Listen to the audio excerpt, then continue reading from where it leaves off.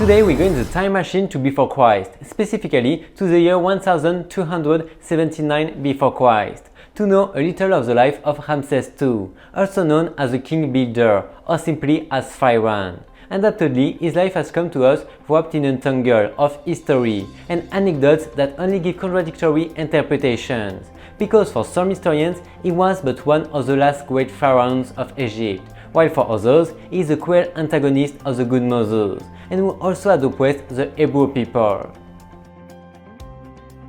He was the third pharaoh of the 19th dynasty, was crowned king of Egypt on the throne of Horus of the living. To understand the political situation of the time of Pharaoh, we must go back to the time of the famous queen Hatshepsut, who after 22 years in power will disappear from history. Then it will be the pharaoh Thutmose III, known as the Egyptian Napoleon, who will rise to power in the context of a tense international situation. According to a large propaganda text on the walls of the temple of Amun at Kakmak, a threatening Asian army led by the ruler of Kadesh and probably sponsored by the powerful Mitannian monarchy was stationed in the strategic city of Megiddo. Faced with such a threat, the pharaoh gathered his men and marched against an enemy that would be surprised and defeated. After that victorious campaign, there would be military operations that would turn Egypt into an empire stretching from central Syria to northern Sudan. The successors of Thutmose III defended his legacy through war and diplomacy, until in the time of Akhenaton, the pharaonic administration would lose the Asian province of Amurru to the Hittites. After a little-known phase in the field of foreign relations, Seti I restored Egypt's international prestige by defending the Anatolians and restoring territorial boundaries. Ramses II was a cruel and megalomaniac despot who treated himself as the son of the almighty Amon-Ra. This is one of the explanations for his obsession with monumental works.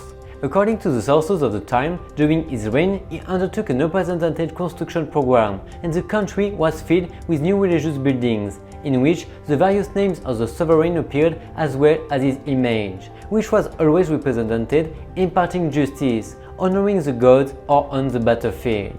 The interest in the great constructions lies in the obsession of the pharaoh for his eagerness to build a cult to his figure that extended beyond his death. Ramses II decisively built up the image of Egypt as a monumental land, filled the banks of the Nile with beautiful temples, and supplemented the existing architecture with sculpture. When he was 14 years old, Ramses was appointed prince regent by his father Seti I, and is believed to have acceded to the throne in his late teens, beginning a reign that would last from 1279 to 1213 before Christ. From a very young age, he held positions with high responsibilities in the reign of his father. This recognized leader of the Egyptian people served his father as co-regent at the age of 14 years old. At that time, he had already received an intensive education in military training, arts and science. When Ramses was in the midst of a military expedition in Kush, he learned that his father Seti had died. Immediately, the successor of the deceased returned to Egypt, where together with Tuya he carried out the respective funeral ceremonies that were practiced when a pharaoh died in the necropolis of Thebes. Subsequently, Ramses was declared the new pharaoh of Egypt. In those times, there were several warlike problems that the new king had to solve. Among them, the following stand out: the attack of Shardana pirates, where Ramses II defeated and recruited the survivors as part of his new army. The expedition to Asia due to the Hittite threat, which has its maximum splendor in the Battle of Kadesh, north of Syria, a war event that meant a crushing defeat for the Egyptian army, although years later they would regain control of the territory. And finally, the conquest in Libya, which allows the pharaoh to form a defensive line stretching from Rakotis to El Alamein.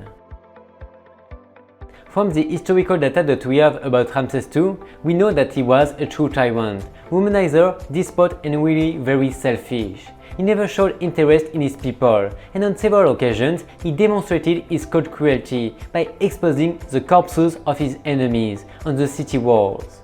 Ramses II had to defend the great empire against the Hittites. Famous is the Battle of Kadesh. in which both armies fought for the control of the south of Syria, and interesting is the action on the city of Dnipro that took place some years later. However, that war of attrition was detrimental to post-pharaohs, since the Hittites were beginning to suffer Assyrian pressure on their eastern border, and the Egyptians were having problems with Libyan tribes on their western borders.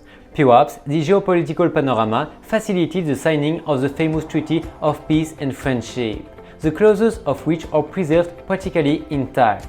The concord between the two contenders facilitated the movement of military resources to the Libyan coast and the western delta in order to create an effective defensive system against potential invaders.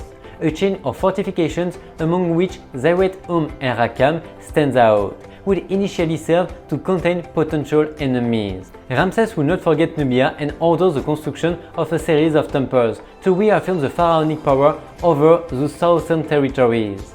One of the great controversies when we talk about Ramses and his construction policy is the type of labor he used. According to Jewish, Christian and Muslim traditions, the labor used by this pharaoh was that of slaves, and not just any type of slaves, but the Hebrew people. For other researchers, the labor that Ramses used was not slaves, but well-paid employees, although the truth is that it sounds a little unbelievable. Pharaoh's wickedness does not end with having the Hebrew people working as slaves to achieve his ambitious construction project.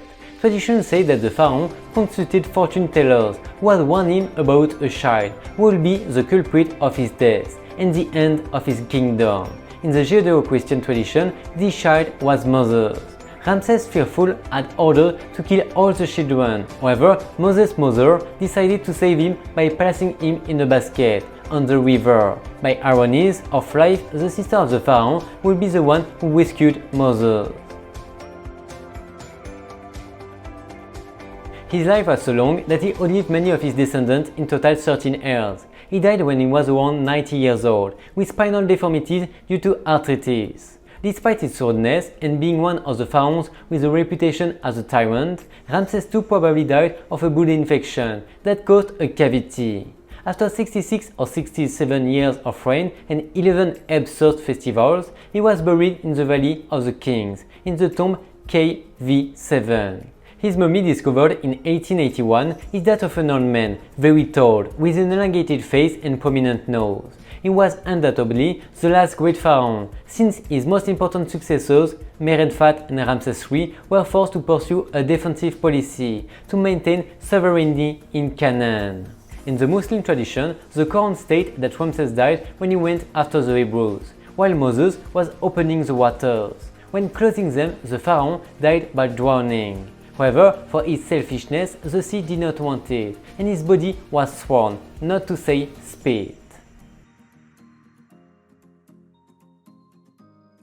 Although there is hardly any evidence about his character, for many he was the cruelest of the pharaohs, because he was indifferent to his people who remained in poverty, while the upper classes became rich. He set traps in the places where he kept his treasures, and hung the corpses of his enemies on the walls. Nowadays, he is considered one of the most famous pharaohs that the African country had in its history, due to the great number of advances that took place during his active reign. Some archaeologists and historians are convinced that the history of Ramses II has been mixed with that of other pharaohs, which earned him a reputation as a slave owner. In fact, they claim that there is no evidence that Ramses II is the same pharaoh mentioned in the Bible.